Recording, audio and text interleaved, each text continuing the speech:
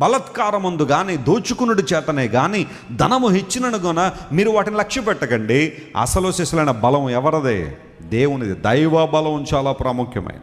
దేవుని బిడ్డలు సంతరించుకోవాల్సిన బలం, దేవుని బిడ్డలు పొందుకోవాల్సిన బలము దైవ బలం. ఈ బలం ఎలాంటిదంటే ప్రతికూల వాతావరణాన్ని కూడా జయించగలిగే బలం ఇది. స్తోత్రం చెప్పండి, హల్లెలూయా. దేవుడిచ్చే బలం నీకు ఎలా ఉపయోగపడుతుందంటే అపవాది శక్తులను జయించగలిగే బలం, నిరుత్సాహాన్ని జయించగలిగే బలం, ఒంటరితనాన్ని జయించగలిగే బలం, అవమానాలను జయించగలిగే బలం, నిందలను జయించగలిగే బలాన్ని దేవుడు నీకు దయచేస్తాడు.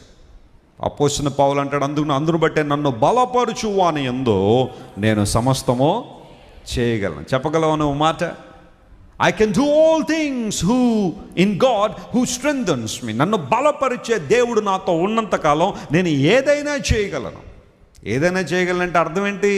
వ్యర్థమైన పనులని కాదు, అక్కడ అర్థవంతమైన పనులు, దేవునికి ఇష్టమైన పనులు, దేవునికి ఇష్టానుసారంగా జీవించడం నేను నేర్చుకుంటున్నాను అని అపోస్తలుడైన పౌలు కూడా